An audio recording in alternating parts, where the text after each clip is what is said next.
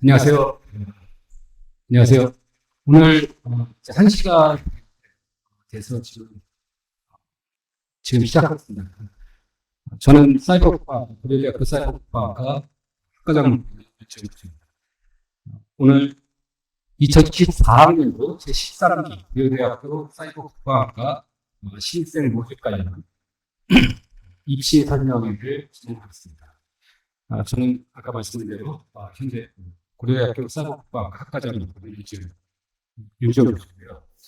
원래 같이 지금 대학원 지금 차가 들리시는 관계를 약간 좀 지연해서 같이 예정입니다. 한 5분 정도 보실 예정이니까요. 그때 제가 추가로 설명드리겠습니다. 오늘은 사실은 저희 고려대학교 사이버국가학과에 합격하려고 하는 고등학교 학생들, 재학생들 뿐만 아니라 학생들을 자제로 듣는 부모님들이 저희 고려대학교 사이버국가학과에 자제분들을 보내려고 할 때 어떠한 궁금증이 있을 수도 있고요. 그다음에 이 학과가 과연 비전이 있나? 내가 이 학과를 들어간다면 미래에 의미 있는 어떤 역할을 할 수 있는 자기의 꿈을 펼칠 수 있는 학과에 대한 그런 궁금증을 이번 입시 설명회 때 좀 얻어가셨으면 좋겠고요. 이와 같은데 그래서 제가 사이버국가가 중요성에 대한 내용을 좀 설명드리고 그 이후에 제 학과 소개 학사안을 말씀드린 다음에 올해 1학년 그 사이버국가가 입학한 1학년들에 대한 입시 결과가 어떻게 이루어졌었는지를 잠깐 또 말씀드리고 그다음에 이제 2024학년에 대한 수시와 동시에 대한 내용을 추가로 말씀드리겠습니다. 지금 제가 이거 설명하는 가운데 저희 대학 원장님께서 오셨기 때문에 간단하게 저희 원장님 말씀 먼저 듣겠습니다. 네, 고려대학교 사이버국가학과에 관심을 갖고 계신 전국의 입시생 여러분 그리고 학부모 여러분들께 고려대학교 정보부 대학원장으로서 환영의 말씀과 감사의 말씀을 드립니다. 오늘 저희들이 드리는 정보가 여러분들이 학교 선택을 하고 진로를 선택하고 인생의 중요한 의사결정을 하는데 조금이라도 보탬이 되었으면 하는 마음입니다. 오늘 윤지원 학과장님께서 잘 설명해 주신 이후에 질의응답 시간을 통해서 여러분들이 궁금해하시는 사항이 있으시면 성심성의껏 답변해 드리도록 하겠습니다. 다시 한번 깊은 감사의 말씀드립니다. 고맙습니다. 네. 이어서 내용 나가겠습니다.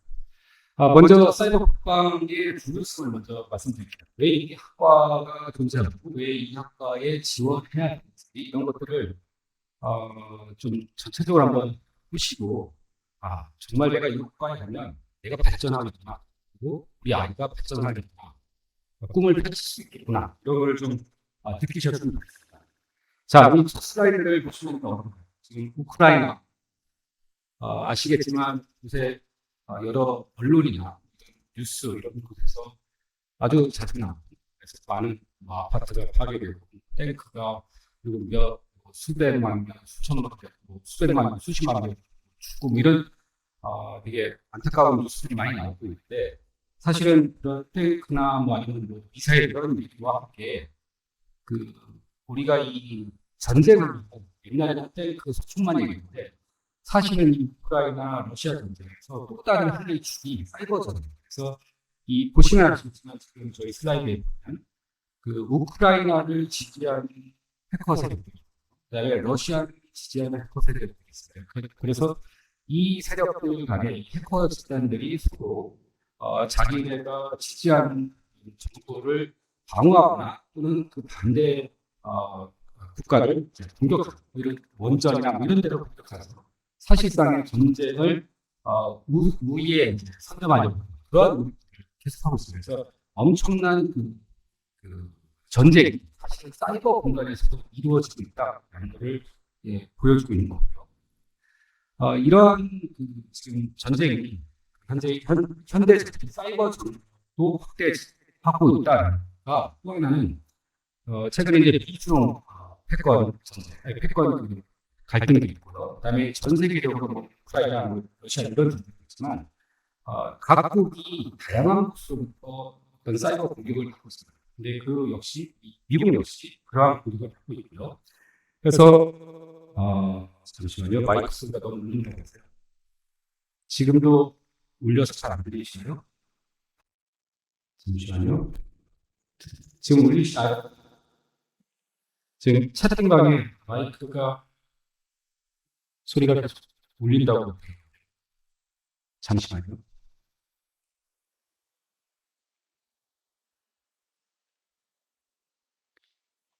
이어서 나가겠습니다. 그래서 미국도 이러한 공격으로부터 벗어날 수 없는 상황이고, 이것을 굉장한 위협으로 보고 있습니다. 그래서 지금 미국에서는 2023년 올해 3월에 사이버 안보 전략을 국가 안보 전략을 발표했습니다. 근데 이게 굉장히 강한 걸 얘기했는데 기존에는 사후 대응에 대한 전략을 폈는데 이제는 뭐냐면 선제 공격 가지고 꺼진.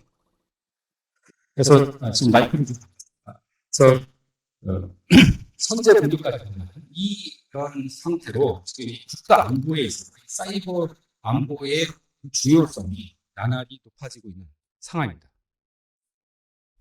그래서 이제 국가적인 국제적인 관점을 제가 이제 좀 잠깐 한 2개의 슬라이드로 말씀드렸는데, 그렇다면 이제 국내는 어떠냐 하면 일단 KBS에서 아마 보신 분들도 계실 수 있는데 랜섬웨어 등의 이제 어떤 랜섬웨어 신고, 그 다음에 각종 침해 사고 수가 2019년도, 18년도에 비해서 굉장히 많이 증가됐다라는 게 보여집니다. 근데 요거를 보시면 숫자가 사실 한 10배 아니면 3배 이 정도로 많아진 거라서 의미는 있는데, 보시는 입장에서는 300건, 1000건, 그러면 이게 나랑 상관이 있을까라고 생각하실 수도 있는데, 다음 슬라이드를 보시면 또 의미가 있습니다. 그러니까 지금 국정원에서 최근에 이제 발표한 건데, 국정원에서 우리나라 하루 평균 118만 건 정도의 해킹 시도 및 탐지가 대응됐다라고 보고를 했습니다. 이 말이 무슨 말이냐면, 저게 1년 동안의 우리나라 공격 수치가 아니라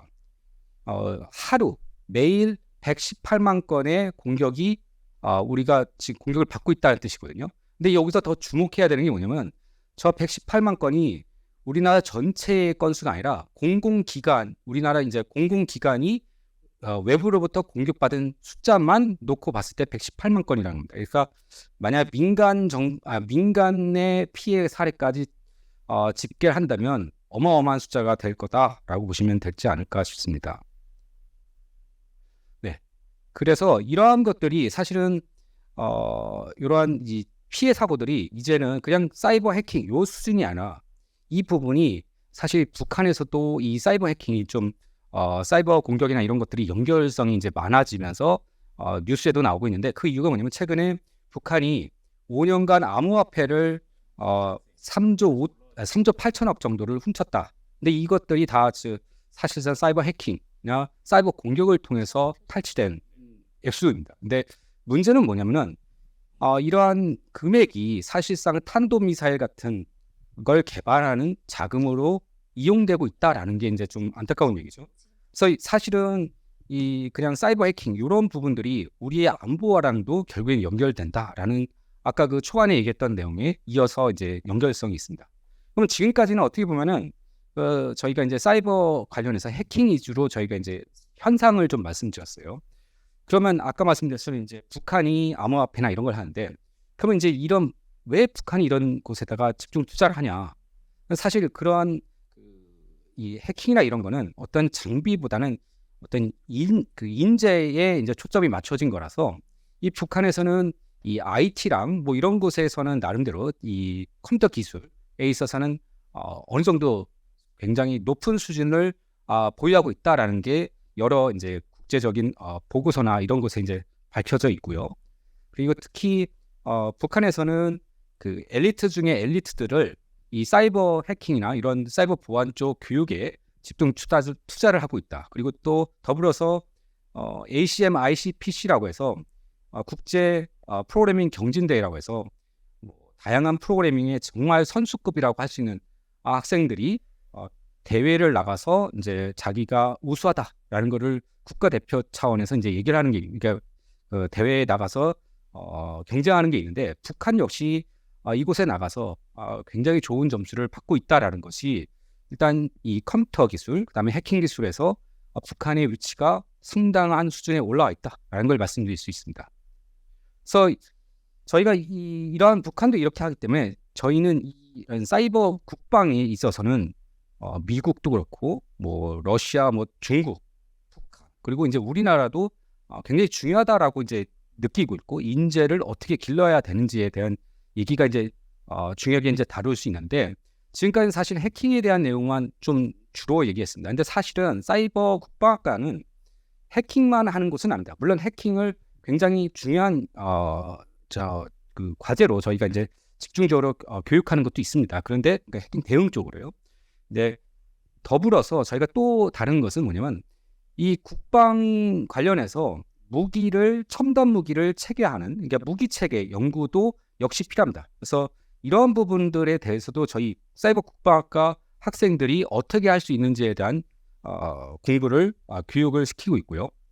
그다음에 이제 또 최근에는 양자 컴퓨팅이라는 그러한 거를 많이 들어보셨을 거예요. 그러니까 TV나 뉴스 같은 데 보면 양자 시대가 온다, 양자 컴퓨터 시대가 온다, 이 얘기를 많이 들어보시는데, 이게 사실은 뭐냐면은 지금 여러분들이 쓰고 있는 컴퓨터에서 돌아가는 모든 것들이 작동을 안 한다라는 뜻이에요. 그러니까 양자 컴퓨터 시대에는, 그 말은 달리 보면 지금 우리가 사용할 때 우리의 그 정보를 보호하기 위한, 아니면 우리의 국방 시스템을 보호하기 위한 암호 기술들이 사실 양자 컴퓨터가 도래하는 시대에서는 다 무력화된다는 뜻으로 또 해석 가능합니다. 그렇기 때문에 지금 미국에서는 양자 컴퓨터 시대가 이제 빠른 시기에 도래한다면 미국 그거에 대응하니까 준비를 해야 돼요. 양자 컴퓨터가 도입이 되더라도 기존의 암호 시스템, 국방에 깔려있는 암호 시스템이 안전하게 돌아갈 수 있도록 만들기 위한 새로운 암호 시스템을 개발해야 되지 않겠냐. 그래서 이제 이게 포스트 퀀텀 크립토그래피, 그래서 양자 내성 암호 아니면 후 양자 암호, 뭐 이런 기술들을 개발해야 된다라고 얘기를 하고 있고, 저희 그 대한민국 국방부에서도 이와 함께 이쪽에 대한 연구를 시작하고, 저희 사이버 국방학과에서도 포스트 퀀텀 크립토그래피, 양자 시대를 준비하는 그 암호 전문가를 만들어야겠다라는 생각으로 저희가 이제 교육을 진행하고 있습니다. 그래서 이제 다양한 수학 관련 고급 수학이나 이런 것들 교육 과정이 이제 많이 들어갔다라고 보시면 될 것 같고요. 그리고 이제 또 하나는 최근에 가장 이슈가 어떻게 보면은 AI입니다. 그래서 이 국방부에서도 AI를 굉장히 중요하게 지금 바라보고 있고요. 왜냐하면 군에 있는 다양한 시스템들이 전자 시스템으로 가고, 또 그 안에서 AI 시스템들이 국방 그 무기 안에 다 들어가는 환경에서 AI를 무시할 수가 없거든요. 그리고 이제 AI가 군무기로 이용될 수도 있고, 또 AI의 취약점이 발견돼서 군무기가 무력화될 수도 있기 때문에, 이러한 AI 기반의 어떤 무기 체계를 발견하고 만들어내는 그런 연구, 그런 교육도 저희가 진행하고 있습니다. 그래서 최근에 한 2년 전에 저희가 이제 인공지능을 전공하시고 그 사이버 안보 쪽을 연구하신 교수님을 모셔왔습니다. 그래서 지금 사이버 국방학과의 학생들이 혹시라도 이제 나는 AI를 좀 해보고 싶다 하면 충분히 할 수 있는 여건은 다 마련했다라고 말씀드릴 수 있고요.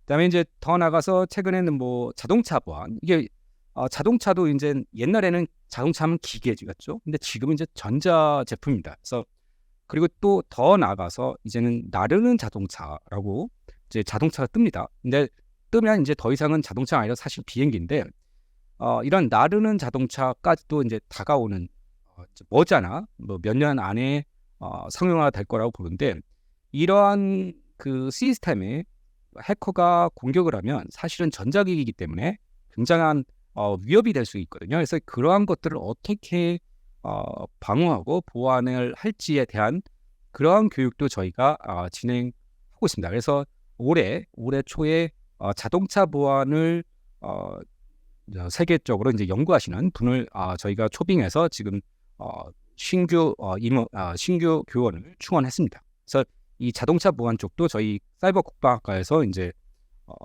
커버할 수 있다라고 말씀드릴 수 있고요. 뭐 이런 그 취약점을, 그리고 이제 요 슬라이드는 뭐냐면 지금까지는 해킹하면 사람이 하는 거였잖아요. 이제 이걸 넘어서 이제 자동으로 취약점을 분석하고 어떤 소프트웨어의 문제점을 찾아내는 그런 연구도 하고 있습니다. 그래서 저희는 해킹을 방어하는 화이트 해커를 만들어내는 취지도 있지만 동시에 취약점이나 이런 문제점을 자동으로 찾아내는 그런 연구도 좀 하고 있습니다. 그래서 그런 이것과 관련된 교육도 하고 있습니다. 자, 이제 뭐 더 나아가서 지금까지는 사이버 하면은 사이버 군 하면 뭐 이렇게 코드 아니면 침해 사고, 뭐 암호 해킹 요거였는데 흥미롭게도 이제는 국방 관련해서 우주 영역까지 다루게 됐습니다. 그래서 미국에서 최근에 사이버 그러니까 우주 공간을 사이버 보안에서도 다뤄야 된다. 이러한 그 발표를 이제 했고요. 최근에 이제 국정원에서도 국내 정보를 적고 사이버 우주 정보로 우리가 이제 확장해서 나가겠다라고 해서 지금 저희 사이버 국방학과에서도 지금 그 단순한 사이버 공간이 아니라 이것을 우주 어떤 안보에까지 연결하는 교육을 어떻게 할 수 있을까에 대해서 지금 고민 중에 있습니다. 그래서 이게 지금 제가 말씀드린 건 좀 약간은 여러 가지를 나열식으로 말씀드렸는데 이게 처음에는 저희가 그러니까 해킹 파트를 좀 말씀드렸는데 해킹 파트, 그 다음에 암호 파트가 있고요. 그 다음에 지금 최근에는 이 사이버 공간에서 일어나는 사이버 안보가 굉장히 다양한 분야로 확대되고 있다라는 것을 말씀드리고자 여러 가지를 보여드렸다라고 보시면 될 것 같습니다. 그래서 만약에 자제분이 저희 학과에 들어온다라면은 그냥 얘는 해커가 됐나 이게 아니라 이 학생이 나는 해킹 기술을 배우는 것보다는 암호 분석을 하고 싶다. 암호 쪽으로 가도 되고 나는 우주에 관심이 있다면 우주 쪽을 공부를 할 수도 있는, 그러니까 그리고 또 AI를 하고 싶으면 AI를 할 수 있는 굉장히 다양한 영역에 진출이 가능하다라고 말씀드릴 수 있습니다. 이러한 그 변화를 좀 흥미로운 거는 지금 저희 정부, 그러니까 우리 20대 정부에서도 적극 이 사이버 국방과 사이버 안보에 관심을 갖고 있고 그로 인해서 최우선 정책으로 저희가 삼고 있다. 이것도 좀 알아두시면 좋겠습니다. 그래서 최근에 또 한미동맹 그러니까 한미동맹이 기존의 전통적인 전쟁 모델에서의 한미동맹이 이제는 사이버로까지도 확대해서 한미동맹을 만들어야 된다는 것을 올해 바이든 대통령하고 우리나라 대통령하고 이제 이런 내용을 다 논의를 했고요. 이 다음 슬라이드가 청와대에서 발표한 한미정상 전략적 사이버 안보 협력 문서가 공개됐습니다. 그리고 이제 12대 국가 전략 기술과 50대 세부 중점 기술에도 저희 사이버 안보가 들어가 있어서 앞으로도 사이버 안보는 우리나라의 핵심 기술로 이제 인정받고 그거에 대한 투자가 계속 이루어질 거다라는 게 이제 가시화돼 있습니다. 그렇죠? 자, 지금까지가 이제 전체적인 사이버 국방이 왜 필요한지, 그리고 어떤 분야까지도 우리 사이버 국방 그리고 사이버 안보가 확대되고 해석될 수 있고 적용될 수 있는지에 대해서 말씀드렸고요. 지금부터는 이제 저희 학과 소개를 들어가겠습니다. 일단은 저희 사이버 국방학과는 롤 모델이 있습니다. 그래서 롤 모델은 이미 저희 학과에 관심 있는 분들은 많이 아시겠지만 이스라엘의 탈피오트가 저희의 롤 모델입니다. 그래서 이스라엘의 탈피오트는 물론 이스라엘의 탈피오트는 사이버 쪽만을 타겟에 둔 건 아니고 군에 이스라엘의 엘리트 중에 엘리트들이 들어가서 군의 첨단 기술을 개발하고 그 기술을 습득한 다음에 민간에 나와서 그때 습득한 기술을 민간에 이제 전파를 하고 그래서 이제 스타트업을 만들고 어떤 중요 기술을 만들어서 그 군과 민간이 서로 간의 시너지를 내면서 이제 나라가 발전할 수 있도록 하는 그런 역할을 하고 있는데 저희 사이버 국방학과도 지금 물론 이제 저희는 사이버 국방이라는 데 초점이 있지만 향후에 군으로 가서 이게 엘리트 중에 엘리트들이 이 고려대학교 와서 원래 저희 사이버 국방학과는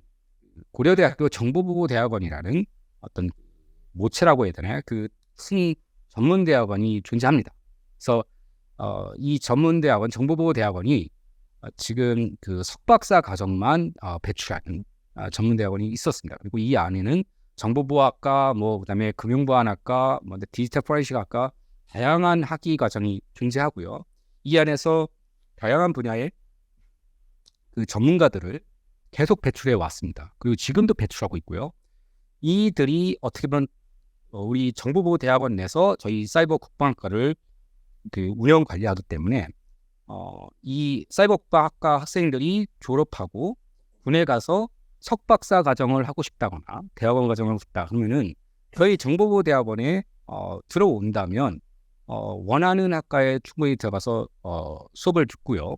그런데 이 저희 정보보호대학원은 사실은 전문대학원이라서 주간 기반 대학원입니다. 하지만 저희 사이버 국방학과 학생들이 주간에 근무를 하고 만약에 이제 학위 과정을 하고 싶다면 그 학생들을 위해서 최대한 저희가 학위를 잘 할 수 있도록 적극 지원하는 틀을 다 만들어놨습니다. 그리고 또 한 가지는 여러 분야의 전문가들이 저희 대학원에서 석박사 과정을 하기 때문에 인적 네트워크를 만들기에 정말 좋은 기회고 정말 좋은 장이다라고 말씀드릴 수가 있습니다. 이거는 간단한 저희 학과 연역으로서 1999년도에 저희 이제 대학원에 이제 실질적인 모체가 저희 정보보호대학원이 실제 만들어졌고요. 그 이후에 그 사이버 국가학과는 2011년도 3월 달에 만들어졌습니다. 그리고 나서 이후에 이제 뭐 얼음도 만들어지고요. 그다음에 이제 올해는 사실 중요한 게 2023년도 5월에 사이버 국방학과 1기 졸업생 장교가 전역을 했습니다. 이게 무슨 뜻이냐?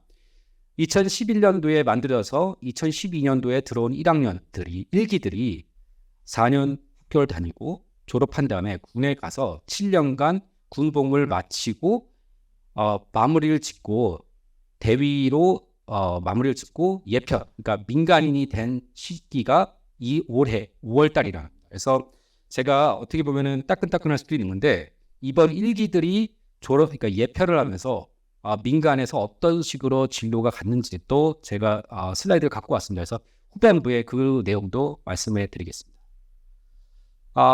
내용들은 다음 슬라이드는 이제 저희 교수진들인데요. 이제 맨 첫 왼쪽에 상단에는 권현영 교수님, 지금 왼쪽에 앉아 계신 저희 원장님이 권현영 교수입니다. 근데 흥미롭게도 저희 이 사이버 국방학과는 사실은 거의 기술자 분들이 많습니다. 그러니까 수학, 아까 말씀드린 암호 해독이나 이런 쪽, 암호 분석 쪽은 수학과 교수님들, 그다음에 이제 해킹 전직 해커 출신의 뭐 그런 교수님들까지 해서 해킹 쪽도 많이 있고요.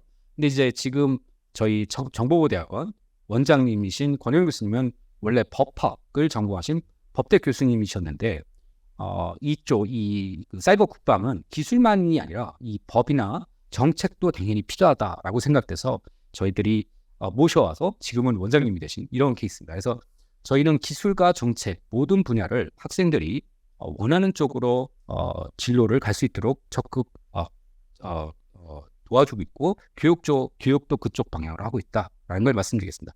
그리고 이제 최근에는 후반에 보면 이상근 교수님, 이 분은 지금 AI를 하시는 분이고요. 그 위에 이중일 교수님이라는 분은 IoT의 장비 쪽, IoT 보안 쪽을 하신 분입니다. 그리고 이제 또 마지막에는 최원석 교수님이라는 분은 자동차관, 그다음에 박정훈 교수님이라는 분은 포렌식. 그러니까 그 신분야가 계속 생기면 그거에 맞춰서 저희들이 또 최고로 훌륭하신 분들을 지금 모셔와서 저희 교육에 저희 사이버 국방학과 교육에 그 커리큘럼을 넣고 있는 그런 상황이라고 보시면 될 것 같습니다. 자, 간단하게 이제 학사 안내를 좀 말씀드리겠습니다. 일단은 요 슬라이드는 고려대학교 타학과는 130학점이 기본적인 졸업 이수학점입니다. 근데 저희 사이버 국방학과는 150학점 플러스 알파입니다. 그러니까 그 수업 들어야 될 게 많다는 뜻으로 이제 받아들이실 수도 있는데 그 이유는 저희가 일단 배우는 게 많습니다. 그러니까 군 장교로서 인간을 해야 되기 때문에 군사학도 당연히 배워야 되고요. 그래서 군사 전략, 국가 정보학 뭐 이런 것들을 쭉 배운다. 그래서 기본적으로 일반적인 대학에 일반적인 학과 가면 배우지 않는 것들을 배우는 게 있습니다. 그리고 이제 아까 말씀드린 것처럼 저희가 컴퓨터 전문가, 그러니까 뭐 해킹이건 아니면 뭐 이런 컴퓨터 뭐 프로그래밍 전문 이런 걸 하려면 당연히 컴퓨터 지식도 풍부해야 되고요. AI, 소프트웨어 이런 것도 당연히 들어가고요.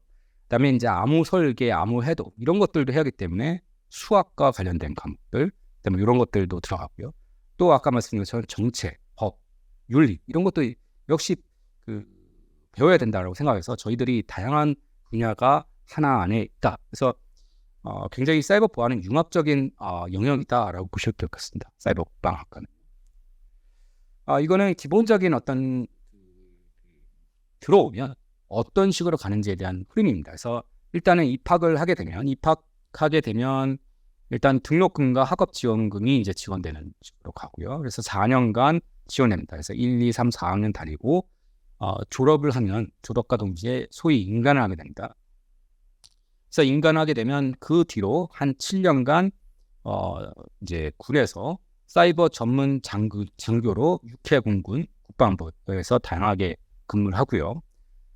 만약에 학생이 나는 석사 박사 과정을 하고 싶다 그러면은 여기는 뭐 1 다음에 또 화살표를 해놓긴 했지만 사실은 군에 들어가서 2년 차 때, 아니면 3년 차 때 시작할 수도 있고요. 1년 차 때 시작할 수도 있습니다. 그래서 이거는 본인이 원하는 시기에 들어와서 할 수 있다라는 거고요. 이렇게 이게 이제 어떻게 보면 파타임으로 하는 겁니다. 그러니까 주간에 저희가 군에서 근무를 하고 이제 그 귀가하면서 그때 저희 학교에서 석사 박사 수업을 듣거나 연구를 하는 이런 식이라고 생각하시면 될 것 같습니다. 그런 내용으로 보시면 되고요. 7년간 근무를 한 다음에 만약에 장기로 그러니까 군에 남아서 나는 별을 달고 싶다, 장군이 되고 싶다 하면 장기 복무로 넘어가는 거고요. 나는 민간에 가서 내 기술을 민간에 좀 사용되도록 하고 싶다, 취업을 민간에서 하고 싶다 하면 이제 대위로 예편하면 되는 이런 시스템이라고 보시면 될 것 같습니다. 자, 이 슬라이드는 지금 이제 사이버 국방학과 학생으로 들어오면 뭐 어떻게 즐겁게 지내는가에 대한 내용입니다. 그래서 일단 뭐 많이 들어보셨을지 모르겠지만 고연전이 있고요. 이것에 저희 학과 학생들 많이 참여해서 신나게 재미나게 즐깁니다. 그리고 뭐 OT 그다음에 뭐 다양한 이런 축제에 참여하고요. 그러니까 저희가 사이버 국방학과하고 군 계약학과라고 해서 막 이렇게 제약이 많이 있거나 그렇지는 않습니다. 그러니까 일반 학과 학생처럼 뭐 다양한 그 프로그램에 참여해서 즐거운 대학 생활을 충분히 보낼 수 있다라는 거 말씀드리고요.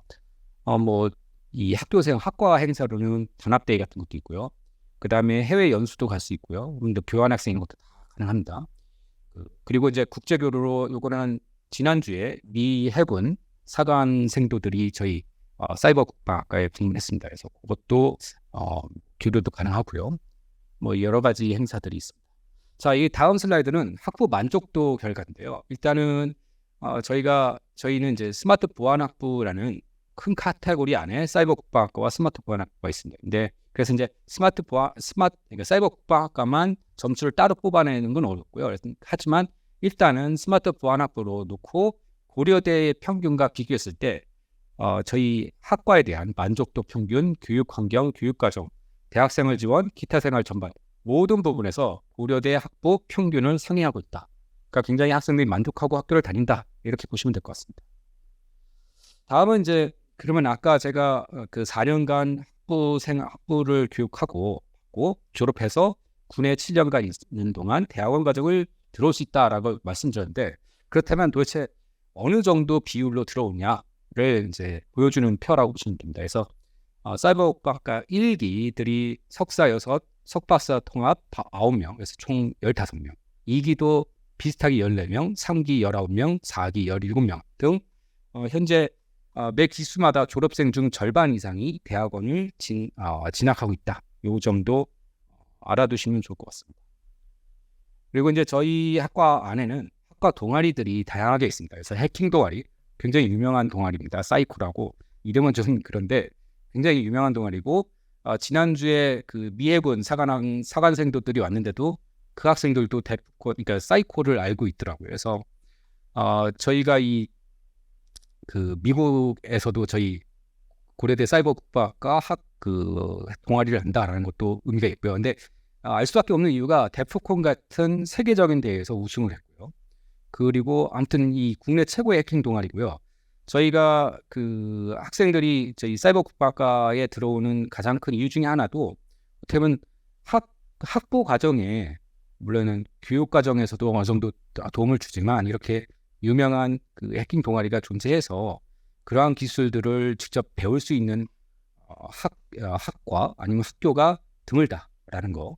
그 전 세계적으로도 거의 유일무이한 모델이다라고 보셔도 되고요.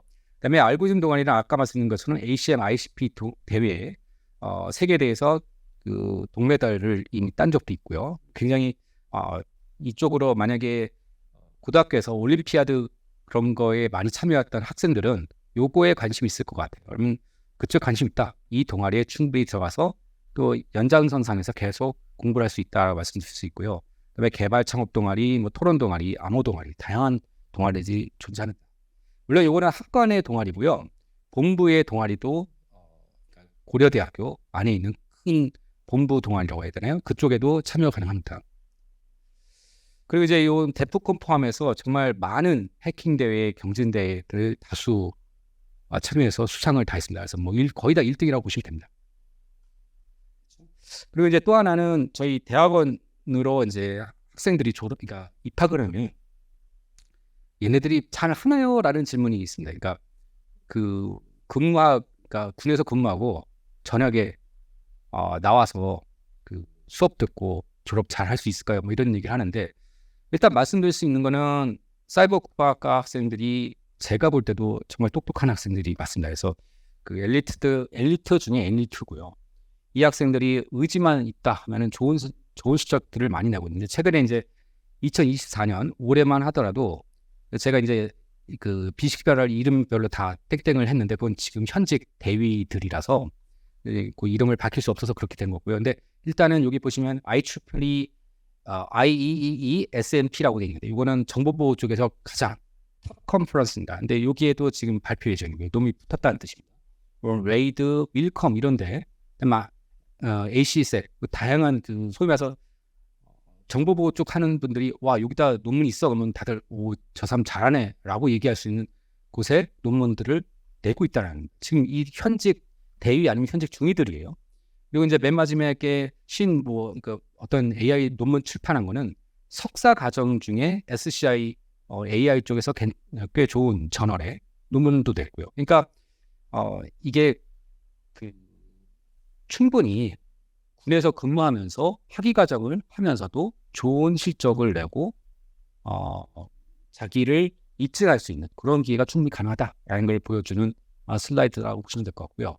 요거는 일기 졸업생 진로입니다. 아마 지금 들어오신 분들 중에는 요 슬라이드가 더 가장 중요하게 바라보시는 분도 계실 것 같은데 이게 오늘 제가 어떻게 보면 제 처음으로 이제 공개하는 겁니다. 그래서 지금 1기가 올해 5월 달에 이제 민간이 됐습니다. 물론 다 된 건 아니고 그중에 3명은 국방부의 장기 복무를 하기로 했습니다. 이 부분이 이제 3명이 장기 복무를 했다는 건 이게 굉장히 큰 의미를 갖는다라고 보시는 게 좋은데 이유는 뭐냐면 26명 중에서 3명이면 비율적으로 꽤 높은 비율입니다. 그렇죠? 이게 10%가 넘는 거거든요. 근데 대위에서 전역을 안 하고 나는 장군을 하겠다. 그래서 난 소령으로 진급해서 군에 계속 남겠다라고 한 사람이 3명이라는 겁니다. 그러니까 꽤 의미가 있다라고 보시면 좋겠고요. 그다음에 이제 2명은 정부기관 근무로 했습니다. 그래서 물론 이 2명 중에 1명은 5월 달에 예편은 아니고요. 왜냐면 사정이 있어서 1년 정도 더 다녀야 됩니다. 그러니까 그때 졸업을 좀 1년 늦게 했습니다. 그래서 1년 더 달해서 내년 5월에 예편이긴 한데 군에 7년 복무하는 동안 국가고시를 시험을 쳐서 5급 공무원이 합격했습니다. 그래서 국가공무원 5급 공무원이 됐고요. 그다음에 이제 2명은 또 박사학위를 취득했습니다. 그래서 그러니까 박사학위를 7년 동안 군복무하는 동안 받아서 1명은 고려대학교 박사후 연구원에 참여를 해서 지금 포스닥 하고 있고요. 또 1명은 블록체인 스타트업에 참여를 했고 지금 현재 미국 대학 박사후 연구원 준비 중에 있고요. 그다음에 이제 그 11명은 근데 대다수는 민간 기업에 이제 취업을 했는데 민간 대기업입니다. 그래서 삼성전자, 삼성 SDS, 삼성 리서치에 이제 조인을 했는데 여기서 주목해야 될 거는 삼성 리서치 같은 데는 원래 들어가는 사람들이 박사급입니다. 근데 이 학생들이 박사학위 받은 학생은 그 위에 2명이고요. 이 11명 박사학위를 갖고 있는 게 아닌데도 삼성 리서치에서 뽑았다는 거, 그것도 의미가 있고요. 그다음에 이제 또 하나는 제가 듣기로는 지금 경력을 7년치 경력을 다 인정해 줬다라는 겁니다. 그래서 그것도 굉장히 학생들이 만족해하고 있는 상황이라고 보시면 될 것 같고요. 그다음에 이제 한 명은 해외 유학을 준비하고 있습니다. 그리고 또 한 명은 국제기구 취업을 해서 이제 IOC 취업해왔고요. 그다음에 이제 법 쪽에도 2명 정도 갔습니다. 그래서 한 명은 로스쿨, 서울대 로스쿨 됐고, 한 명은 김앤장의 선임 연구를 됐고요. 그다음에 이제 나머지 학생들 뭐 석박사 지금 풀타임으로 2명 정도가 이제 하고 있고, 한 명은 창업을 준비하고 있습니다. 회사를 자기가 이제 차리겠다는 거고요. 그래서 실질적으로 26명이 지금 5월, 이게 요 내용이 7월 달, 그러니까 지금 8월 초잖아요. 그러니까 7월 말에 제가 정리한 내용이기 때문에 2달 만에, 예편 2달 만에 전체 이 정도의 그 다양한 분야로 진출이 됐다라는 걸 보여드리는 슬라이드라고 보시면 될 것 같습니다. 그러니까 보시기에 내가 이 사이버 국방학과를 들어가서 졸업하고 군에 가면 이 정도로 선배들이 간 걸 봐서 나도 이렇게 갈 수 있겠구나 정도로 이제 그림을 그리실 수 있지 않을까라는 생각을 하고요. 부모님께서는 우리 아들, 우리 딸이 어떤 식으로 갈 수 있겠구나라는 거를 좀 보실 수 있지 않을까라는 생각이 들어서 갖고 왔습니다. 자, 지금부터는 이제 수시 정시 2024년도 일정을 좀 더 이제 말씀드리겠습니다. 일단은 2024년도 걸 말씀드리기 이전에 2023년도, 그러니까 올해 입학한 애들 있죠. 1학년 지금 사이버국가 1학년 학생들의 내용을 한번 먼저 살펴보겠습니다. 사이버국방학과는 일단은 수시는 특기자 전형과 일반 전형, 그 사이버 국방 전형이라고 하는데, 일반 전형 학과 우수형이 있는데, 이때 일반은 그 13명, 그다음에 해킹 방어 2명, 그다음에 그 학과 우수형이 5명인데 지원 인원이 약 4.23대 1, 8대 1, 6.20대 1 정도 나왔습니다. 그래서 실질적으로 수시에서는 사이버 국방학과 특기자 전형 종합 경쟁률은 4.73대 1 정도 됐고요. 어쨌든 이런 경쟁률이 나왔고요. 그다음에 정시 모집은 원래는 10명인데 13명이 됐습니다. 이유는 뭐냐면 수시에서 그 3명 정도가 이제 등록이 안 돼 갖고 2월 됐다라고 보시면 될 것 같고요. 그래서 총 13명이 총 모집 인원 중에서 지원 인원이 33명, 정시 때 해서 경쟁률은 2.54대 2 정도 나왔다라고 보시면 될 것 같습니다. 그리고 이제 고교 유형별 지원 및 합격 비율을 보겠습니다. 그래서 지원 비율은 과거 인재가 50.1%를 지원했는데, 그리고 이제 특성화가 18%, 일반학과도 재수가 9.9% 정도였는데, 이제 사실상 이제 합격 비율로 보면 과고와 영재고가 81% 정도를 차지하고 있고요. 그다음에 자사고, 일반고, 특성화고가 약 6% 정도로 이제 비등비나 이제 비슷한 비율로 나뉘어져 있습니다. 자, 그러면 이제 2024년도 입시 계획에 대해서 이제 가장 전체적인 슬라이드인데, 일단은 모집 인원은 30명입니다. 그래서 수시 전형을 20명, 정시 전형 10명으로 지난해와 동일하다고 보셔도 되고요. 그래서 그 수시 전형은 학생부 종합, 특히 학생부 종합도 여러 가지가 있습니다. 근데 그 중에서 사이버 국방 전형이라고 해서 이 전형인 5명, 그다음에 특기자 전형은 15명을 뽑는데, 이 안에는 일반 전형 13명, 그다음에 해킹 방어 특기자 2명이 있습니다. 근데 만약에 해킹 방어 특기자로 2명을 못 뽑을 시에는 일반 전형으로 다 그게 넘어가서 15명이 되는 거 보셔도 됩니다. 그리고 이제 지원 자격은 국내 정규 고등학교 졸업자 또는 관련 법령으로 이와 동등 이상의 학력이 있다고 인정된 자라고 돼 있고요. 군인사법을 따라서 만 16세 이상 23세 이하 이렇게 돼 있고요. 뭐 이런 내용이 있고요. 이제 중요한 거는 이제 수능 최저 학력 기준이 있습니다. 그러니까 국어, 수학, 영어, 탐구 그러니까 국어, 수학, 영어, 탐구, 그리고 이제 2과목 평균 탐구는 4개 영역 등급 합이 7 이내야 되고요. 또 한국사 4등급 이내야 됩니다. 근데 이제 주목하실 때 거는 수시에서 특기자 전형은 해당 없다라는 거. 그러니까 수능 최저 학력 기준이 포함 안 된다는 겁니다. 다음 슬라이드에서 간단하게 적어놨습니다. 이제 여기 올해 2024년도에 입시 계획 관련해서 좀 한 번 더 보셔야 될 거는 뭐냐면은 변경 사항이 좀 있습니다. 그래서 2023년도와 달라진 게 뭐냐? 그러면 일단은 2차 평가 기간이 단축돼서 3일에서 2일로 됐고요. 그다음에 체력 검정 방법이 뭐 팔굽혀펴기, 윗몸 일으키기 막 이런 것들을 했었는데 이제는 국민 체력 100 인증서를 받으시면 된다라는 걸로 바뀌었고요. 그다음에 인성 검사 방법도 오프라인 인성 검사에서 온라인으로 바뀌었고요. 그다음에 면접 방법도 대면 면접이 있던 게 이제 대면 면접과 AI 면접이라는 식으로 해서 두 단계 면접으로 바뀌었습니다. 이런 내용들이 있다라고 보시면 될 것 같고요. 그래서 이제 수시 전형 좀 더 자세하게 들어갔습니다.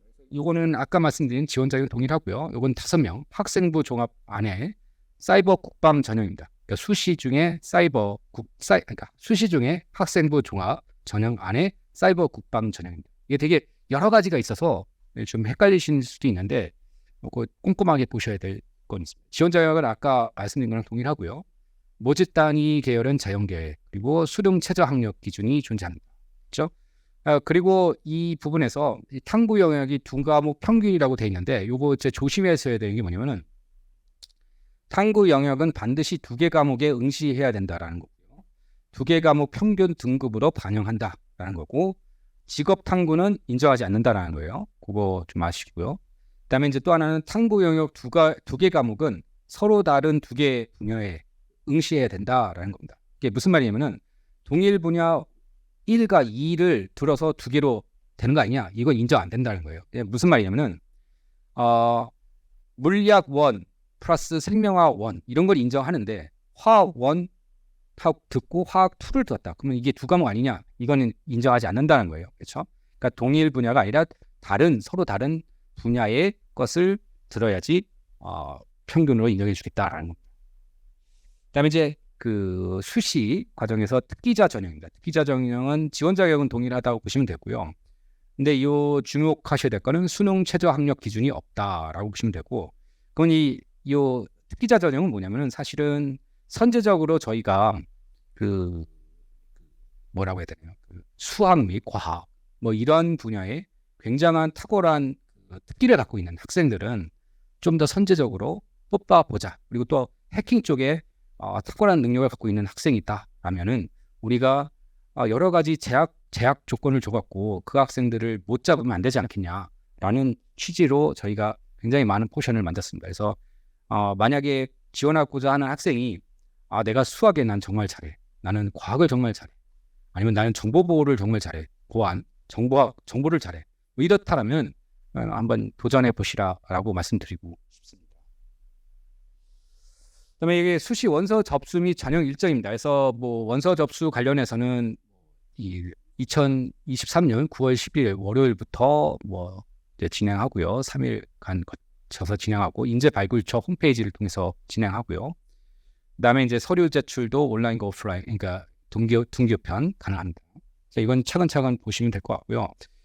더 자세한 내용은 사실은 인재 발굴처의 그 수시 모집 요강이 아주 한 100페이지 가량 있습니다. 그래서 거기서 이제 사이버 국방학과 관련된 거를 촘촘히 보시면 되는데 일단은 다 읽으실 필요는 없고요. 만약 사이버 국방학과 관련된 것만 보셔야 됩니다. 근데 저희가 일단은 발췌를 해온 거기 때문에 혹시라도 좀 애매하다 싶으면 그 모집 요강을 좀 보시면 어떨까 싶습니다. 그다음에 이제 이 학생부 종합 관련 사이버 국방 요거는 지금 어떤 식으로 일정이 이루어지냐면은 1단계 합격자 발표가 10월 27일 날 나고요. 인재발굴처 홈페이지를 통해서 확인 가능하시고요. 그 다음에 이제 군 관련 일정이 있습니다. 그러니까 1단계를 합격하셨다. 그러면 이제 군 관련 일정이 다음에 있는 거죠. 그래서 이때 신원조회, 그다음에 온라인으로 다 진행합니다. 인성 검사도 온라인으로 하고요, 이번엔. 그다음에 이제 체력 검정, 이건 인증서를 대체하는 거고요. 그다음에 이제 신체 검사, 군 면접 요 평가가 8월 2일, 8월 3일, 죄송합니다. 11월 2일, 11월 3일 날 이제 진행을 합니다. 그렇죠? 그렇게 보시면 되고요. 그다음에 이제 면접고사가 이어서 바로 하는데 11월 4일 날 토요일 날 이제 진행합니다. 그리고 나서 최종 합격자 발표가 12월 15일에 진행한다라고 보시면 될 것 같습니다. 특기자 전형도 거의 동일합니다. 내용은 내용적으로는 거의 동일해서 이제 혹시 혼돈될까 싶어서 일단 이것도 같이 갖고 왔습니다. 아마 비슷한 내용이라 이거는 스킵하겠습니다.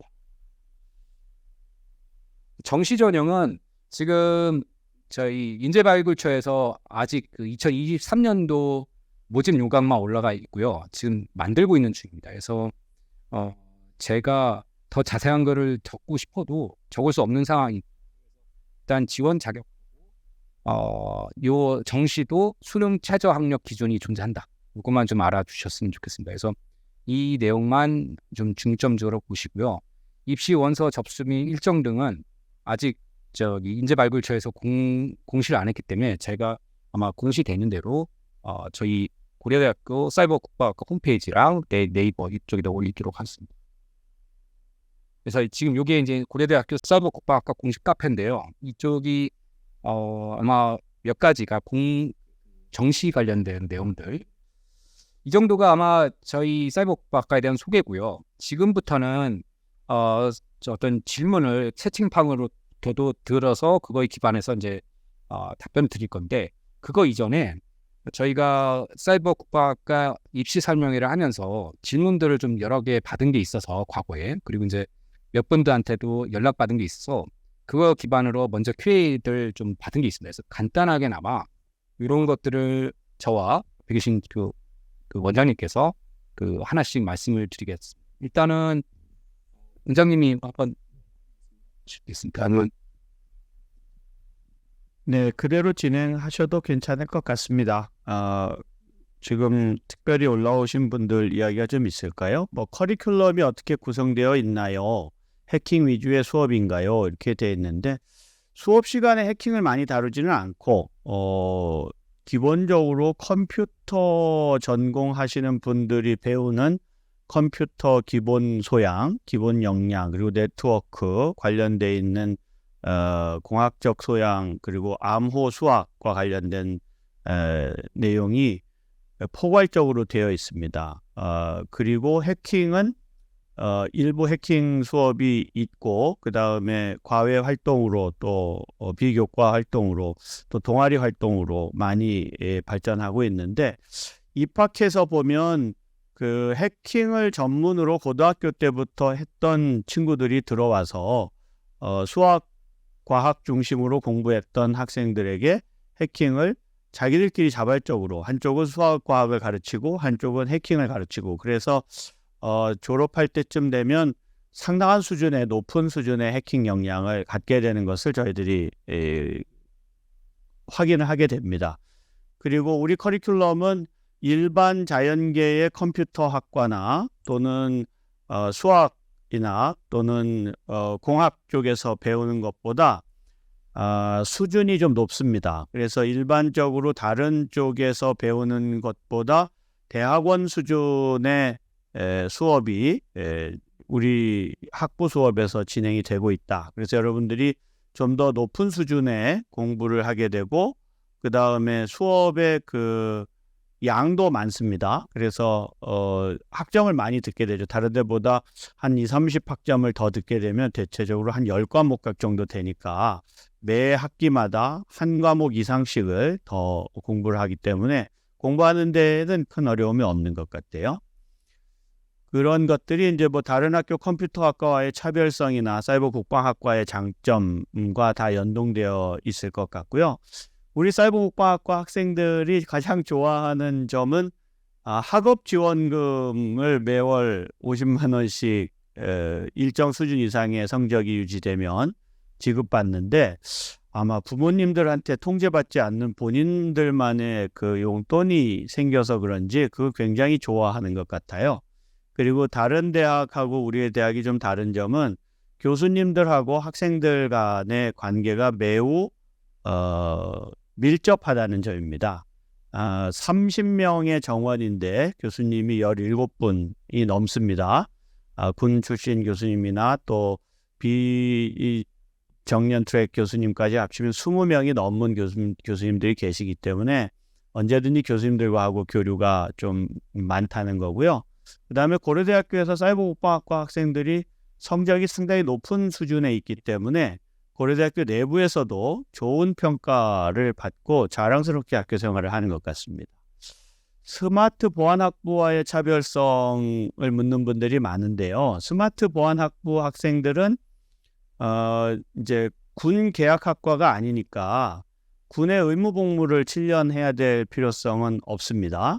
그리고 대신 이제 그 좀 더 자연스럽게 저희들은 군에서 필요로 하는 역량은 사이버 국방학과에서, 그리고 기업에서 필요로 하는 그 사이버 보안 담당 임원을 양성하는 프로그램으로 우리 스마트 보안 학부를 생각하고 있어요. 그래서 아마 모든 기업에서 또 공공기관에서 보안, 개인정보 보호 담당 임원을 지금 법적으로 두도록 하고 있거든요. 앞으로는 점점 더 강화될 겁니다. 그런 규제가.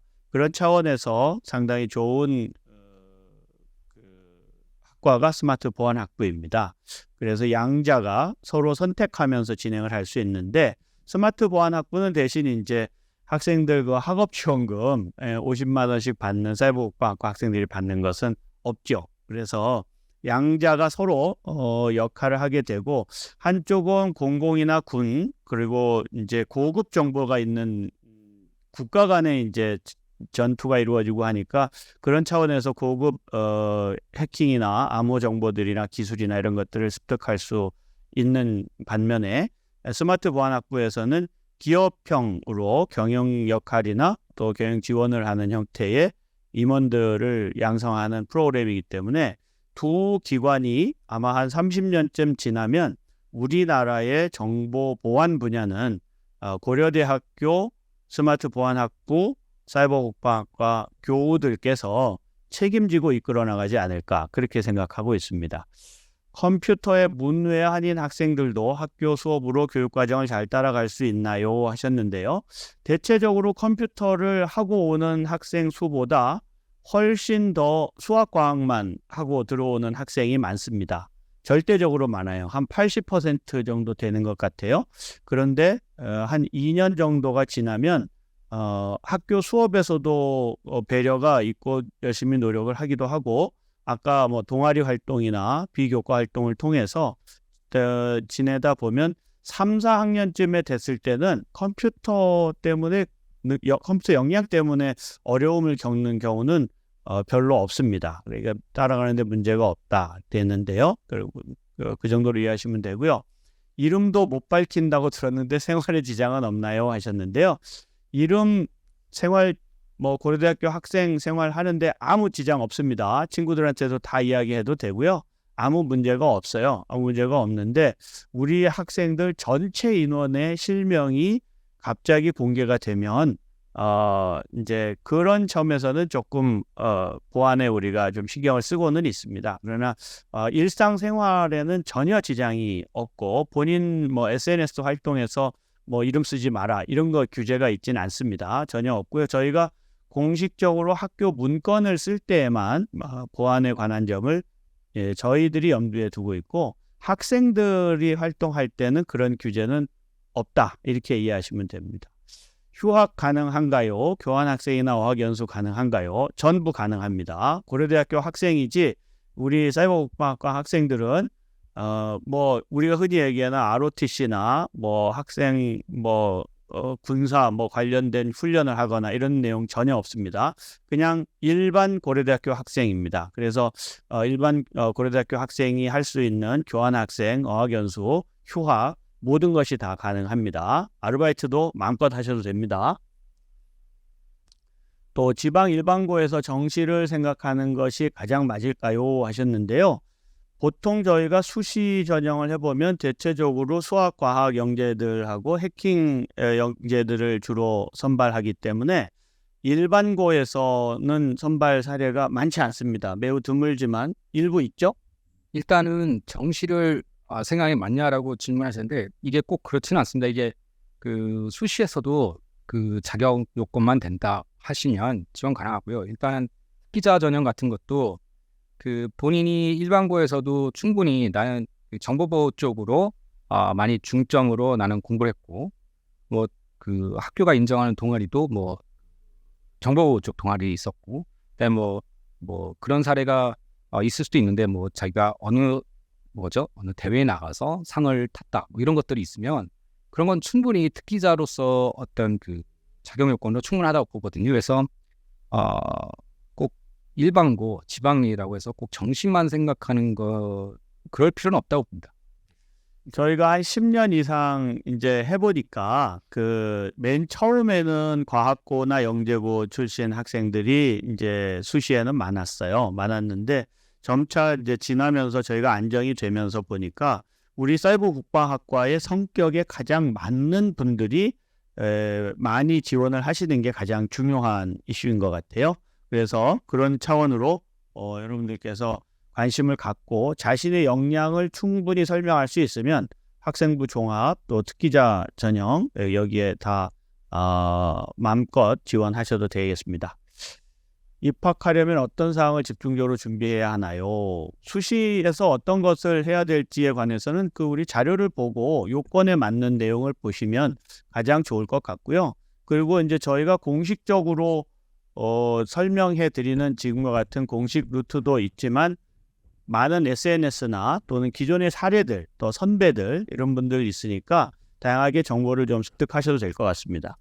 일단은 제가 볼 때 지금 사실 요 입시 설명의 자료를 준비할 때 제가 가장 많이 본 자료는 뭐냐면 인재발굴처에 올라온 그 수시 모집 요강이 제일 정말 가장 정확한 정보라고 보거든요. 그리고 그 안에 보면은 하다못해 면접에 어떤 항목을 평가 점수로 하는지까지도 다 나와 있습니다. 그래서 그런 부분들을 좀 꼼꼼히 보시면 아마 입학하시면 어떤 사항에 집중적으로 준비해야 되냐면 면접 같은 거 준비할 때는 어떤 걸 준비하면 되겠구나 이런 걸 좀 보시기에는 그 서류가 가장 좋지 않을까라는 생각이 듭니다. 네, 그 공식적으로 제공되는 우리 서류들을 좀 보시고 거기에 해당하는 자료를 만들어서 잘 준비해서 지원하시면 될 것 같고요. 수시 지원 시 정보 관련 수상 실적이 꼭 필요한가요? 라고 하셨는데 보통은 수시 지원할 때 수상 실적이 있는 분들은 제출했던 것 같아요. 이제 요거 관련해서도 특기자 전형은 이런 수상 실적을 제출 가능합니다. 근데 다른 전형은 올해 아마 그 수상 실적 같은 거를 제출을 못할 겁니다. 그래서 그 기본적으로 자기소개서 같은 것도 다 사라졌고 많은 부분들이 이제 간소화됐습니다. 그러니까 형평성 때문에. 근데 이제 특기자 전형은 여전히 수상 실적 이런 걸 올릴 수 있어서 정보 관련이나 그러니까 지금 수시 전형에서도 두 가지 전형이 있지만 저희가 사이버 국방 그 일반 전형 하나 있잖아요. 그리고 이제 또 하나는 특기자 전형인데 특기자 전형으로 지원하실 경우는 수상 실적 같은 걸 활동 증빙 자료인가요? 그쪽으로 해서 제출을 하셔야 됩니다. 근데 그 제출하실 때도 제출한 양식이 있거든요. 그래서 그것도 좀 양식에 맞추셔서 제출하시면 될 것 같습니다. 네, 그건 뭐 우리 그 인재발굴처에서 제공하는 정보에 나와 있는 가이드라인대로 준비하시면 됩니다. 정시에서 학교 생활기록부는 어떤 걸 위주로 보나요? 해주셨네요. 이 부분은 제가 사실은 말씀드릴까 하다가 지금은 조금 조심스러운 것 같아요. 왜냐면은 아직 인재발굴처에서 정시에서 어떤 평가를 어떻게 할 것이라는 공지사항이 아직 안 올라왔습니다. 그래서 제가 어제 문의를 해보니까 지금 현재 만들고 있대요. 그래서 제가 이거는 정시 관련해서 생활기록부에서 어떤 거를 합니다 이러고 얘기했다가 정작 그때 그걸 안 하면 좀 애로사항이 생길 것 같아서 이 부분은 정시에 대한 내용이 공지가 될 때 다시 언급하는 그런 쪽으로 가는 게 어떨까 싶습니다. 그래서 네이버 카페랑 저희가 사이버 국방학과 홈페이지에 이 관련 내용들을 좀 제가 올릴 수 있으면 올리도록 해보겠습니다. 네, 정시는 그렇게 준비하시고요. 학교생활기록부는 뭐 특별한 분야를 보는 게 아니고 진짜 종합적으로 평가하는 것이 기본적인 입장입니다. 우리하고 관련되어 있는 부분이 있으면 더 자세히 살펴볼 수 있겠지만 생활기록부라는 것 자체를 전체적으로 전반적으로 봐서 비교 평가를 해서 학생을 선발하기 때문에 종합적으로 본다 이렇게 생각하시면 될 것 같습니다. 7년간의 군생활 중에 중도에 포기하면 군에 다시 가야 하나요? 이렇게 되어 있는데 이거는 사실 국방부에서 답변해야 될 것 같은데요. 네, 일단은 이거는 지금 애매한 것 같습니다. 이거는 저희가 어떻게 말씀드릴 수 있는 내용은 아닌데 일단은 네, 이 문제는 제가 장교로 군 생활을 한 사람입니다. 그래서 저 장교로 일단 임관을 하게 되면 군 인사법에 적용을 받아요. 사병들로 군 복무를 하게 될 때는 그 군 복무가 다 정리가 안 되게 되면 다시 병역법에 문제가 발생할 수 있는데, 장교로 임관해서 군 생활하면 군 인사법이 되어서 그때에는 군인의 신분을 이미 획득했기 때문에 군 생활을 임의로 중도에 포기할 수가 없습니다. 그래서 기본적으로 군인의 신분을 그대로 갖게 되고, 문제가 생기면 그 군법에 따라서 처리가 되거든요. 그래서 군 생활 중 중도에 임의로 자기 마음대로 군을 포기한다, 이런 일은 현실적으로는 불가능하고요. 대체적으로 몸이 건강에 문제가 생기거나 그래서 이제 군에서 군 생활을 현역으로 복무하기에 적합하지 않다고 판정하는 절차들이 또 있어요. 그래서 그런 차원에서 여러분들이 이해하시면 되고, 군 생활이 일단 임관해서 군인이 된 이후로는 군법에 따라서 집행이 된다. 그러니까 이건 학교에서 답변할 수 있는 내용은 아닌 것 같습니다. 30명 전원 무조건 임관이 의무인가요? 저희들이 계약학과로 이루어져 있는 사이버 국방학과이기 때문에 임관을 하는 게 원칙입니다. 그거는 이제 계약상의 의무를 지고 있는 거예요. 이 계약상의 의무는 훈련하고 장교 훈련을 통해서 이제 장교를 임관하겠다는 것을 약속하고 고려대학교에서 공부를 하는 거거든요. 그런데 임관을 못할 수도 있잖아요. 뭐 건강이 안 좋다든지 아니면 또 학교에서 성적이 안 좋아서 못할 수도 있고 여러 가지 이유가 있잖아요. 그런데 계약상의 의무이기 때문에 임관을 하지 못하는 경우에는 계약이 실행이 안 된 것에 대한 책임을 집니다. 대체적으로는 지원받은 금액을 이자까지 포함해서 배상하는 것으로 정리가 되고, 그러면 계약이 해지가 돼서 임관이 안 되고 본인들이 이제 입대를 하거나 군 병역 의무를 이행하는 그런 형태로 정리가 되는 거고요. 이 질문에만 답변하면 전원 무조건 임관이 계약상의 의무인 것은 맞습니다. 저희들이 쭉 해보니까 30명 전원이 임관한 기수는 많지 않고 한 몇 퍼센트 정도씩은 이제 사정이 있어서 임관을 못하는 경우들도 있었습니다. 그 다음 문제에 졸업 후 임관 포기 시 어떤 문제가 있을까요? 했는데, 계약을 이행하지 않았기 때문에 그것에 대한 손해배상을 해야 되는 그런 지원금을 다 반환하고 이런 형태의 내용들이 이제 핵심적인 내용입니다. 그 군 지원금 플러스 올해부터는 사실상 그 매달 학생들한테 지원하는 생활 장학금이라고 했나요? 그 매달 50만 원씩 저희가 추가로 지원을 했는데, 이 부분에 대해서도 올해부터는 임관 포기 시에 환급하는 방안을 지금 하기로 했습니다. 그래서 그 부분은 작년과 좀 다른 부분이다라는 점을 좀 알아주셨으면 좋겠습니다. 신입생 중에 20살이 대부분인가요? 여러분들 되게 중요한 질문이죠. 재수생도 있고 삼수생도 있을 수 있습니다. 그런데 이제 저희가 23살까지 이제 하고 있죠. 그 이유가 소위로 임관할 수 있는 마지막 연차가 있어요. 아마 그래서 그게 27살인가 그럴 거예요. 예, 그래서 23살까지 입학해서 4년간 공부하면 27살에 임관할 수 있기 때문에 그렇게 돼 있는 것 같아요. 제가 그런 장교로 복무를 했기 때문에 군인사법상의 규정으로 그렇게 되는데, 상당 부분이 20살이지만 절반 정도는 재수생도 있죠. 예, 그렇게 해서 있으니까 보통 우리 학교에 있는 신입생 비율하고 큰 차이 없다, 이렇게 이해하시면 될 것 같습니다. 네, 알겠습니다. 일단 저희가 준비해온 Q&A는 이 정도고요. 지금 그 카톡방을, 아니 카톡이 아니라 그 유튜브의 채팅방을 보니까 몇 분이 질문을 하셔서 그에 대한 내용을 말씀드리겠습니다. 먼저 보니까 그 EH라고 되신 분 여기 있는데, 특기자 전형에 대해서 말씀을 하셨는데요. 해커 분야 말고 일반 분야도 뽑는다고 알고 있습니다. 일반 분야 지원 시 따로 시험이 있는지 알고 싶습니다라고 있는데요. 뭐 별도의 시험이 있는 건 아닙니다. 그것만을 위한.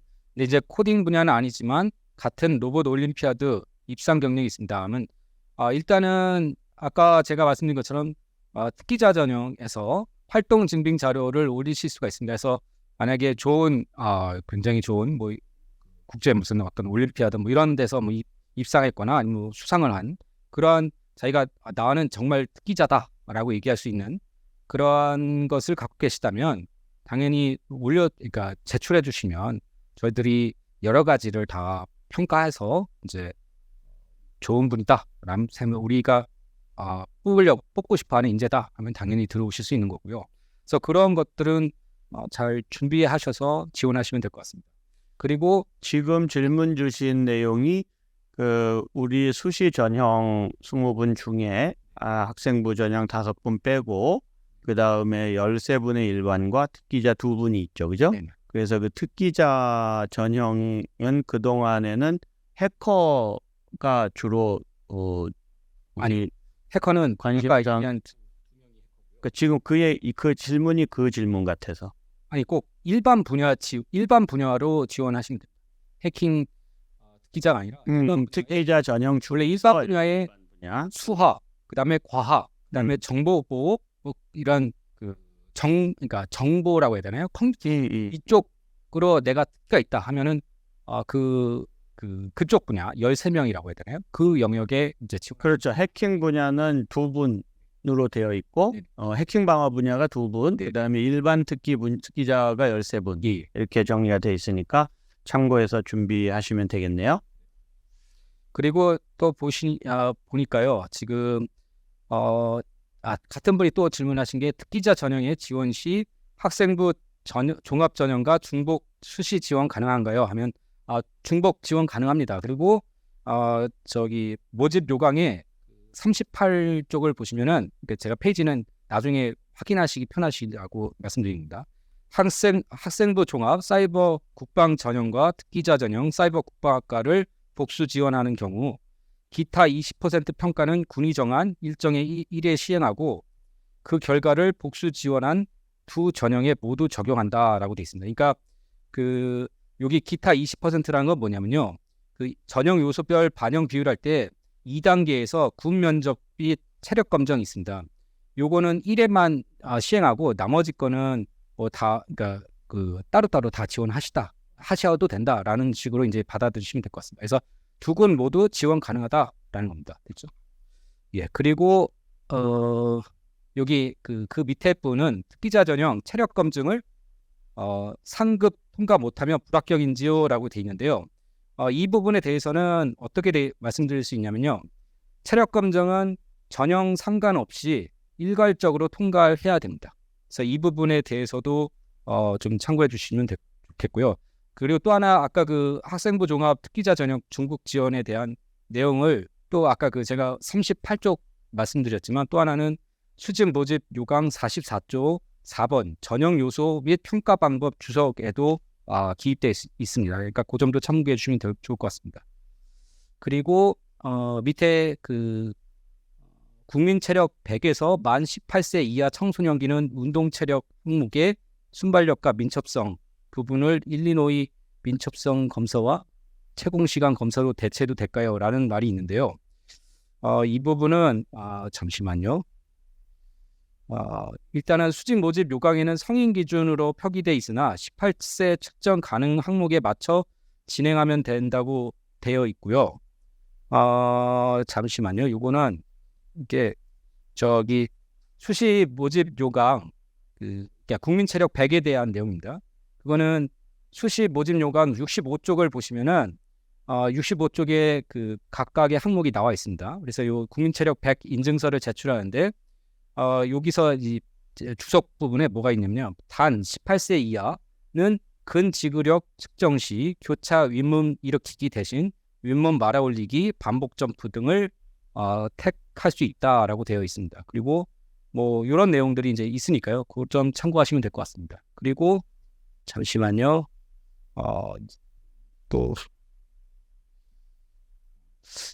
지금 그 밑에 분이 기타, 자, 학생부 종합하고 특기자 전형에서 전형 요소 평가 방법에서 기타 20%라고 돼 있는 게 군 면접, 체력 검정이라고 돼 있는데 요 비율이 어떻게 돼 있냐라고 질문하셨는데요.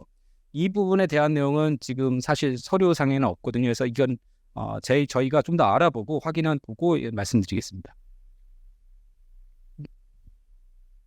다음에 잠시만요. 네, 그 임관 후 근무하는 지역, 보직 등에 대해서 여러 가지 이제 질문들이 있고 사실 케이스도 다양합니다. 다양한데 가장 많은 분들이 서울 지역에 근무를 하고 있다는 점을 말씀드릴 수 있고 그 다음에 상세한 그 부대 배치 내용 등은 군사 보안 사항에 좀 해당할 수 있습니다. 그래서 상당 부분의 학생들, 임관한 전문 사관들, 장교들은 사이버 작전사령부에 많이 근무하고 있는데 용산 쪽에서 근무를 많이 했습니다. 현재까지는. 그리고 이제 정보와 첩보를 다루는 부대들이 대체적으로 이제 수도권에 서울에 다 붙어 있기 때문에 그쪽에서 많이 근무를 하고 있고요. 육해 공군에 우리가 이제 장교들은 전부 육해 공군의 어느 군에서는 속해서 장교로 임관하기 때문에 소속이 육해 공군 중에 한 곳이 됩니다. 그렇게 되는데 그 중에서는 각 군 본부에서 근무를 하게 되는 경우도 있을 수 있습니다. 그때 각 군 본부는 대전에 있는 계룡대가 있고요.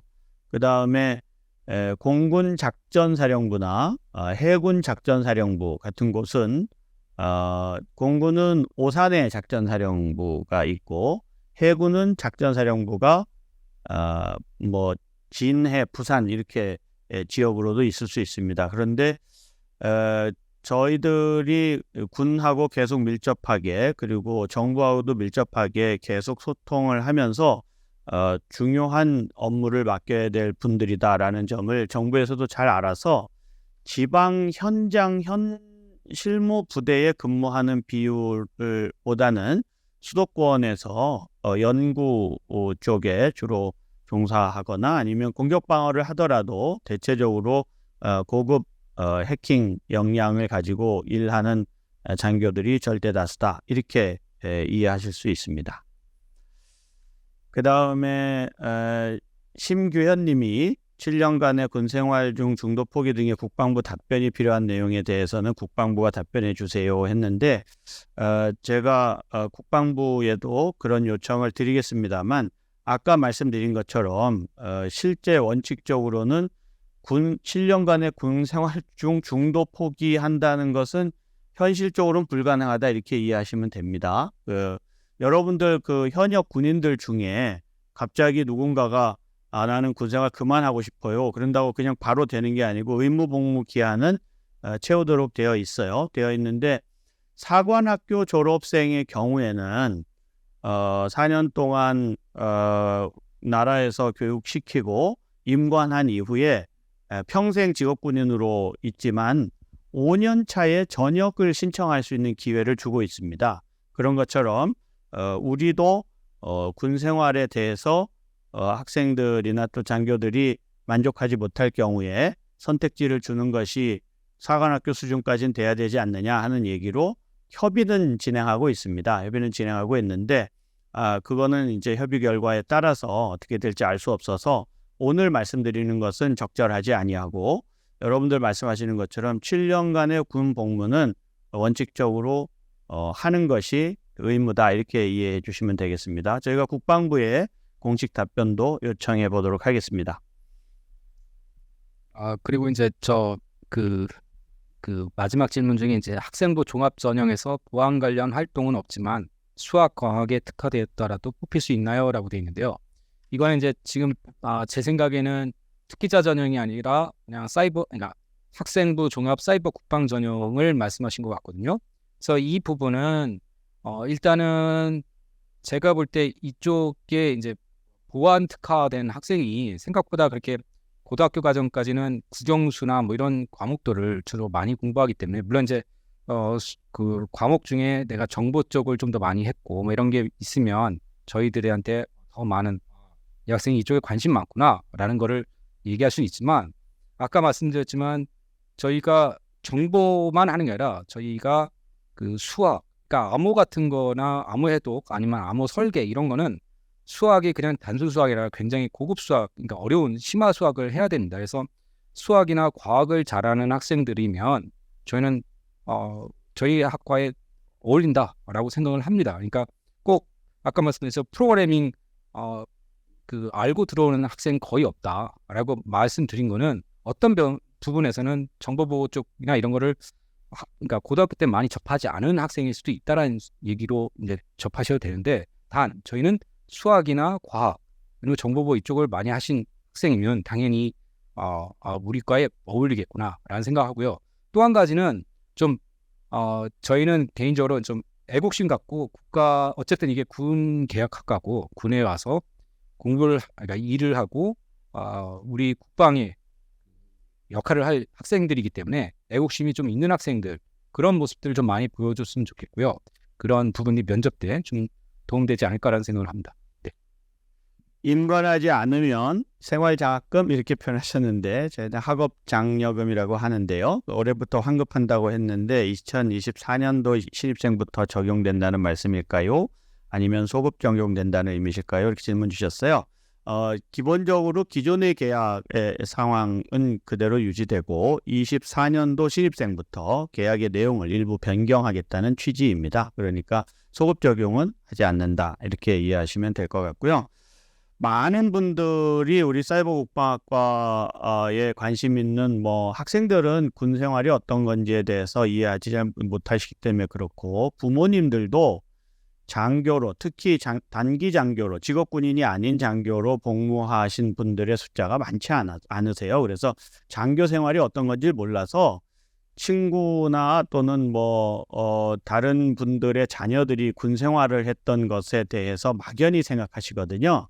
장교들은 우리가 흔히 얘기하는 그냥 군대를 가는 게 아니고 단기 장교도 직업으로서의 군인처럼 직장 생활을 하는 사람이라고 생각하시면 돼요. 그래서 그리고 장교들은 군에서 리더십을 가지고 있고 지도력을 발휘하게 됩니다.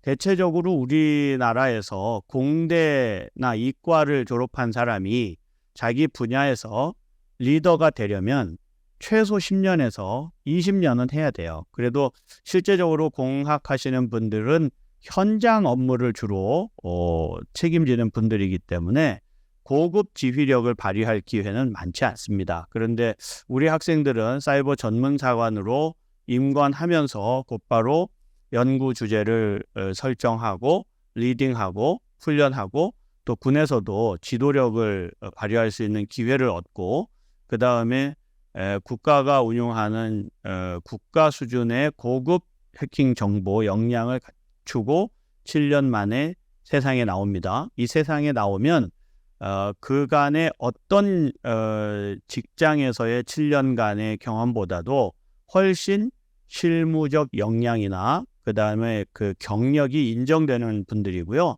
그래서 굴지의 다국적 기업인 삼성그룹에서 그룹 차원에서 우리 학생들을 이렇게 임관해서 이제 전역하자마자 스카우트에 가는 거거든요. 사실은 우리나라보다 글로벌 회사들에서는 보안 인재들이 훨씬 비싸게 스카우트가 되고 있는 실정입니다. 앞으로 이런 일은 세계를 주름잡는 사이버 국방학과 전역 장교들에게 무한하게 열려 있는 기회다. 여러분들이 군 생활 자체에 대한 오해 때문에 7년이나 그 고생을 해? 이런 생각을 하시는데 전혀 의무 복무로 사병으로 복무하는 것과는 차원이 다른 형태의 근무를 한다는 점을 여러분들이 꼭 이해해 주시면 좋겠습니다.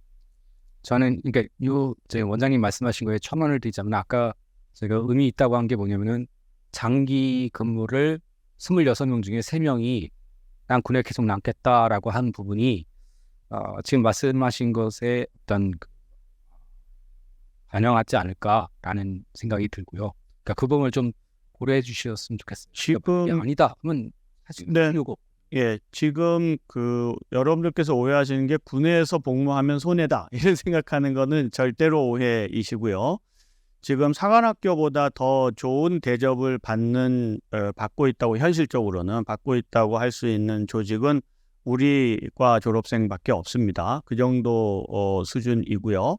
그 다음에 학생들이 군에서 배우고 익힌 그 역량이 바깥에서 훨씬 더 높은 값으로 매겨지고 있다는 점을 여러분들이 꼭 기억해 주십사 하는 내용입니다.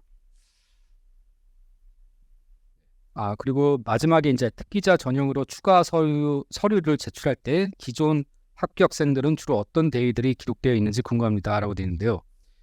이거는 정확하게 어떤 것가 있는지는 저도 모릅니다. 이거는 아마 인재발굴처에서 뭐 따로 관리하는지 아는지는 저도 잘 모르겠고요. 근데 일단은 저희가 기본적으로 얘기할 수 있는 거는 특기자라고 얘기하려면 최소한 뭐 국제 무슨 올림피아드 입상 정도 아니면 수상을 한 그 정도 되면 이 사람은 누구나가 특기자라고 얘기할 수 있지 않을까라는 생각을 합니다. 그래서 그에 상응하는 수준의 어떤 수상 실적이 있다라면 충분히 고려 대상이 되지 않을까라고 생각합니다. 이상입니다. 군의 장기 복무를 신청하는 학생들이 점차 늘어나고 있는데 군에서 사실은 장기 복무를 선발하는 것도 굉장히 엄격하고 어렵습니다.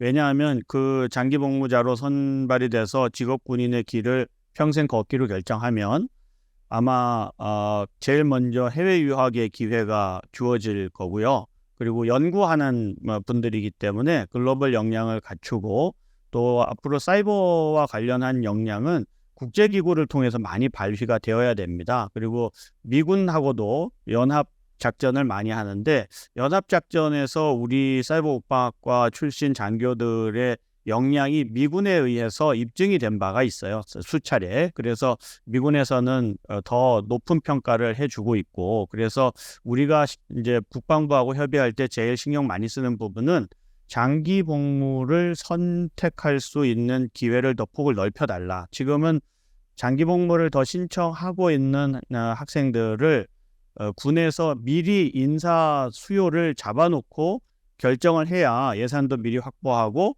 또 보직 관리도 해줄 수 있거든요. 그런 차원에서는 충분히 확보하지 못했어요. 근데 앞으로는 이 숫자가 늘어나서 여러분들 기수가 들어와서 임관해서 군복무를 하게 될 때쯤이 되면 가능한 역량이 있는 모든 분들이 군에서 원하는 만큼 근무할 수 있도록 저희가 국방부와 협의를 해 나가려고 하고 있고, 국방부에서도 우수한 인재들이 7년만 복무하고 민간으로 나가는 것에 대해서 상당히 걱정을 많이 하고 있고, 대통령께서도 관심을 갖고 사이버 인재를 양성하는 데에다 초점을 두고 있습니다. 그래서 그런 일들은 아마 몇 년 사이에 획기적으로 개선되지 않을까 이렇게 생각하고 있습니다. 이제 오늘 드릴 말씀 다 드렸나요? 네. 뭐 질문이 혹시 더 있으시면 지금 뭐 채팅창에 질문을 더 해주셔도 됩니다. 네, 추가적으로 우리 사이버국방학과 입시 또는 사이버국방학과에 대해서 관심이 있으시거나 의문점이 있으신 부분들은 여러 경로를 통해서 특히 이제 우리 네이버 카페, 공식 카페에 질문도 해주시고, 우리 학과장님께 학과장님 이메일이 온라인에 공개되어 있죠? 온라인에. 네, 뭐 저한테 보내셔도 되고요. 저희 사이버국방학과 행정실에 이제 그쪽으로 연락을 이메일이나 아니면 뭐 학과 행정실 전화가 있을 거예요. 그래서 그쪽으로 주셔도 됩니다. 그래서 뭐 다양한 루트로 컨택 가능하시니까요. 일단은 그냥 가볍게 쓰시고 싶으시면 일단은 네이버 카페에 올리시면 이쪽에는 만약에 글을 궁금한 게 있는데 이미 다른 분이 답변을 다 과거에 올린 게 있을 수도 있거든요. 그러면은 굳이 뭐 올리시지 않으시고 그걸 읽고 어떤 거구나를 정보를 얻어가실 수도 있기 때문에 일단은 1차적으로는 사이버국방학과 공식 카페를 한번 보시는 것도 제가 먼저 추천드립니다. 예. 네, 우리 그 사이버국방학과 장교로 복무하고 만 30살에 전역을 한 일기생들이 있는데요. 30살에 만 30살이 안 된 분들도 있는데 7년간의 군복무 장교로서의 경력이 있고 박사 학위까지 소지한 분들이 지금 두세 분 정도 나오는 정도입니다. 그러니까 이 프로그램은 저희는 이스라엘의 탈피오트보다도 훨씬 대한민국 젊은이들에게 기회의 창으로 열려 있다는 점을 자신 있게 말씀드릴 수 있고 무엇보다도 사이버 세계에 지도적 역량 있는 미래 인재가 되기 위해서는 사이버 국방학과에 꼭 들어오시기를 권장합니다. 오늘 입학 설명회는 이것으로 마치겠습니다. 수고하셨습니다. 감사합니다.